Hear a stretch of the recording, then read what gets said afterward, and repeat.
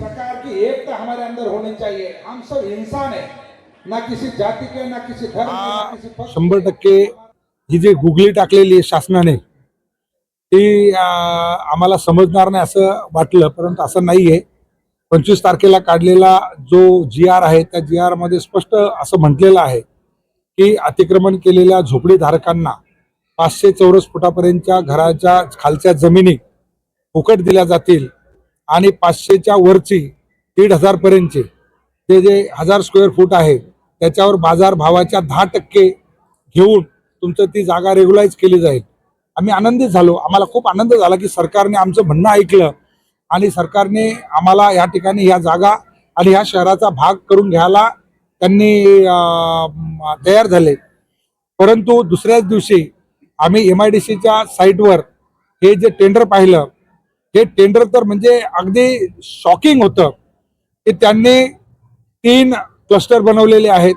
एक क्लस्टर यादवनगर आहे, दुसरा क्लस्टर आंबेडकर नगर आहे आणि तिसरा जो आहे तो चिंचपाड्याकडनं चिंचपाडा, श्रमिक नगर, कातकरी पाडा, इंदिरा नगर, त्यानंतर तुर्भे, शिवाजीनगर एवढा लांबचा क्लस्टर आहे। तर याच्या पाठीमागे आम्हाला काहीतरी काळं भेर दिसतंय, काहीतरी कुछ तो दाल में काला है। और इसलिए हमने सोचा कि जितने भी नेता है हम उनसे बात करें। सबसे पहले तो झोपड़पट्टी में रहने वाले जितने भी नगर सेवक है हमने उनसे बात किया। मी त्यांना सांगितलं की ह्या दोन्ही गोष्टीचा परस्पर अर्थ काय लागतोय आणि ती गोष्ट त्यांच्या लक्षात आली। सगळ्या नगरसेवकांनी ते ऍक्सेप्ट केलं की हो याच्या विरोधात आपल्याला लढावं लागेल। आता जी खूपच जवळ आहेत त्यांच्याशी आपण जवळीक साधली पाहिजे। जसं की या ठिकाणी नगर विकास खातं आहे, त्यांच्याशी जवळीक असलेले विजयजी चौगुले आहेत, त्यांनी त्या ठिकाणी उपमुख्यमंत्री यांच्या मार्फत हे MIDCने काढलेले जे टेंडर आहे त्याला स्थगिती मिळेल असं ते म्हणतायत। ती स्थगिती मिळाली तर ते पोर्टलवरनं तुमचं टेंडर बाजूला निघेल, कारण टेंडर आता लाईव्ह दिसतंय। आणि आमची दुसरी मागणी अशी आहे की जर एक GR काढलेला तो पूर्ण शहराला लागू झाला पाहिजे। सिडको काय आणि MIDC काय। आता MIDC मध्ये आपण पाहताय की मोठ्या प्रमाणामध्ये स्टँडर्ड हालकेले असेल किंवा हर्डेली असेल, घरकुलं तयार होत आहेत, घरं तयार होत आहेत, 30-30 माळ्याचे टावर तयार होत आहेत।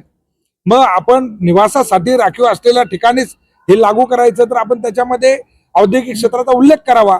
एक ओळ ऍड केली तर या ठिकाणी हे टेंडर ऑटोमॅटिक खालसा होत आहे। तर त्यामुळे परस्पर विरोधी न जाता जनता जी आहे ह्या शहराला गरजेची असलेली, हे शहर उभं करणारी ही कामगार ताकद ही या शहरातून बाहेर जाऊ नये याच्यासाठी सरकारने प्रयत्न करावा, हा आमचा प्रामाणिक प्रयत्न आहे। आणि तो प्रामाणिक प्रयत्न आम्ही उद्यापासून पुन्हा एकदा सुरू करणार आहोत। आणि जर ह्या दोन्ही गोष्टींना स्थगिती मिळाली तर सुंदर, अन्यथा आम्ही कोर्टाची पायरी त्या ठिकाणी निश्चितपणे जनतेच्या वतीने मग आंदोलन असेल ते आंदोलनही करू आणि न्यायिक मार्गाने आम्ही देखील पुढे जाऊ।